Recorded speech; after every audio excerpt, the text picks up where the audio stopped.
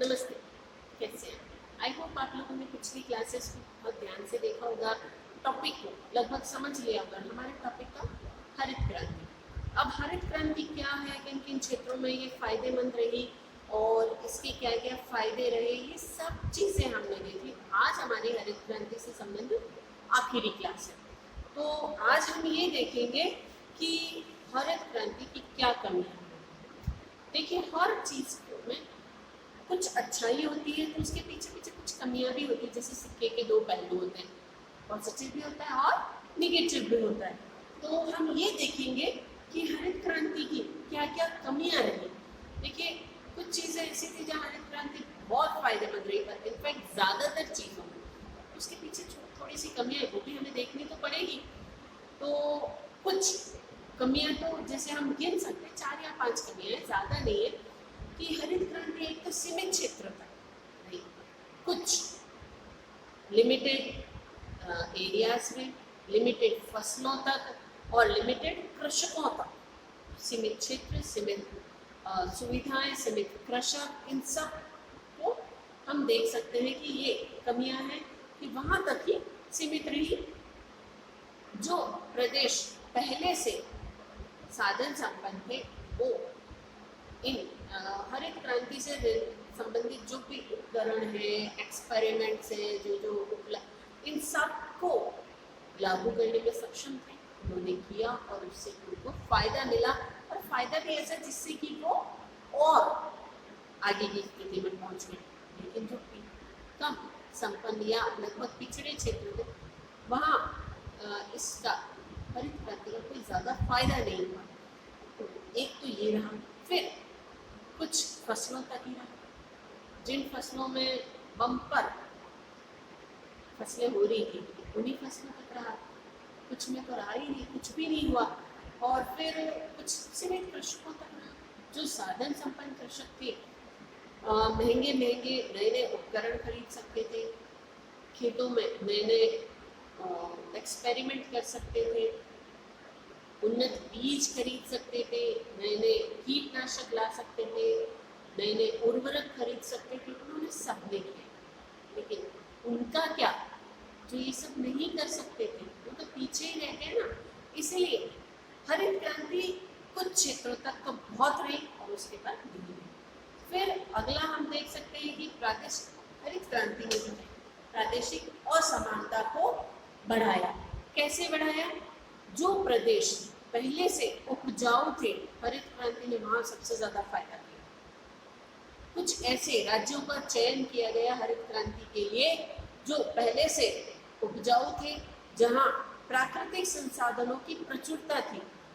तो वहाँ हरित क्रांति का जो पॉजिटिव परिणाम आना था वो आया। लेकिन उन प्रदेशों को कोई फायदा नहीं मिला जहाँ प्राकृतिक संसाधन कम थे, जनता भी गरीब थी। जैसे आप राजस्थान का रेगिस्तान ले लीजिए, आप इस तरफ 7 सिस्टर्स जो है उत्तरी पूर्वी क्षेत्र है, जो पूरा पहाड़ी एरिया है, जहाँ लिमिटेड फसलें होती हैं, उनमें हरित क्रांति का कोई ज़्यादा फायदा नहीं हुआ। तो वो जो असमानता थी अमीर प्रदेशों की और निचले स्तर के प्रदेशों की, वो ऐसे क्लास करने गए। जहाँ साधन पहले से थे वो प्रदेश हरित क्रांति से और फायदा उठा पाए, और जहाँ नहीं थे वो नहीं उठा पाए। उसके बाद है कि सामाजिक और आर्थिक दूरियां थी। जो कृषक पहले से साधन संपन्न थे, अमीर थे, उन्होंने इसका फायदा उठाया, और वो कृषक जो पहले से गरीब थे, जो महंगे महंगे उपकरण नहीं खरीद सकते, उनको हरित क्रांति का कोई फायदा नहीं हुआ। और अब सबसे इम्पोर्टेंट बात आती है पर्यावरणीय समस्या। हरित क्रांति ने भारत को खाद्यान्न के क्षेत्र में निर्भर तो किया, लेकिन इसने पर्यावरण को भी तो बिगाड़ा है। कैसे? देखिए, नदियों का रास्ता परिवर्तित करके सिंचाई के साधन उपलब्ध कराए गए, गहरे गहरे बड़े बड़े तालाब, बांध बनाए गए, जिससे क्या हुआ, पृथ्वी पर जो लेयर थी वो पतली हो गई। तो जमीन का दबाव बाहर आके भूकंप आने की संभावनाएं बढ़ गई। नदियों का रास्ता परिवर्तित हो गया तो जो नेचुरल चीजें नदियों के द्वारा लाई जानी थी वो दूसरे प्रदेश में चली गई। जो रास्ता था वो परिवर्तित कर दिया गया। जिन रास्ते पर उसको मोड़ा गया वहां से लोगों का हैबिटेशन हटाया गया। तो इस तरह जो नेचुरल चीजें थी पर्यावरण वो सब डिस्टर्ब हो गई। उसके बाद हरित क्रांति जो है वो सीमित फसलों तक है। कुछ फसलें ऐसी हैं जो लगभग विलुप्त हो गई, जैसे गेहूं में कई प्रकार की प्रजातियां हैं, लेकिन वो प्रजातियां जिन पर हरित क्रांति का असर रहा वो लगभग हर किसान को पसंद आई। लेकिन वो प्रजातियां जिनसे उपज कम होती है लगभग उनको किसानों ने उगाना ही छोड़ दिया, तो वो अपने अस्तित्व से ही खत्म हो गई।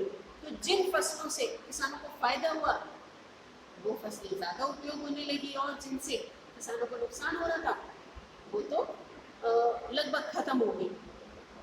फिर आप देखिए कि रासायनिक उर्वरकों का प्रयोग, जमीन की अपनी उर्वरता होती है, रासायनिक उर्वरकों ने उस उपयोग उर्वरता को बढ़ाया, लेकिन उसमें जो अन्य तत्व थे मैग्नीशियम और जिंक और भी जो उनकी मात्रा कम हो गई।